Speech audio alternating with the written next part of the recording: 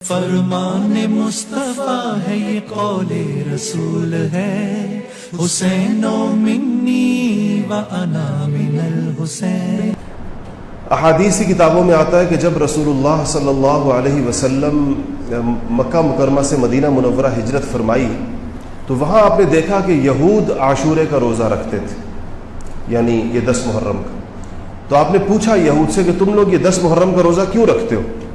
انہوں نے کہا کہ اسی دن اللہ جل شانہ نے موسیٰ علیہ السلام کو فرعون کے مظالم سے نجات دی تھی، اور موسیٰ علیہ السلام نے شکر کا روزہ رکھا تھا تو ہم ان کی اتباع کے اندر شکر کا روزہ رکھتے ہیں۔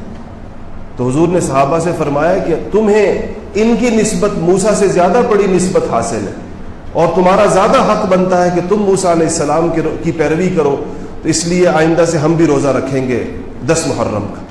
تو آپ نے 10 محرم کا روزہ آپ رکھا کرتے تھے۔ آپ کی وفات سے 1 سال پہلے، دنیا سے تشریف لے جانے سے 1 سال پہلے، ابن عباس رضی اللہ تعالیٰ عنہ فرماتے ہیں کہ ہم نے حضور سے کہا کہ یا رسول اللہ، ہم بھی روزہ رکھتے ہیں، یہ لوگ بھی رکھتے ہیں، یہود بھی رکھتے ہیں، اور ان کے ہاں اس کی تعظیم ہے۔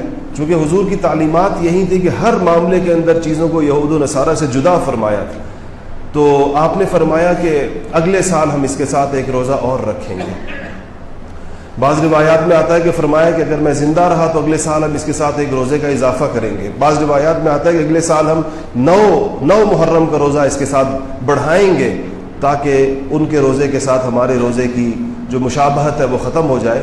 لیکن اگلے سال سے اس محرم کے آنے سے پہلے رسول اللہ صلی اللہ علیہ وسلم دنیا سے تشریف لے گئے۔ تو صحابہ فرماتے ہیں کہ اس کے بعد پھر صحابہ کا معمول یہ رہا کہ انہوں نے کہا چونکہ آپ فرما گئے تھے کہ ہم آئندہ سے 10 محرم کے روزے کے ساتھ ایک روزہ اور ملائیں گے، تو اس لیے اس روزے کے ساتھ ایک روزہ اور رکھا جاتا ہے۔ رسول اللہ صلی اللہ علیہ وسلم کی روایت اور آپ کی حدیث ہے کہ آپ نے فرمایا کہ جو 10 محرم کا روزہ رکھے گا تو مجھے اللہ جل شانہ سے پوری امید ہے کہ اس کے پورے سال کے گناہ اللہ جل شانہ معاف فرما دیں گے اس ایک روزے کے اوپر۔ تو یہ بہت بڑی فضیلت کی چیز ہے۔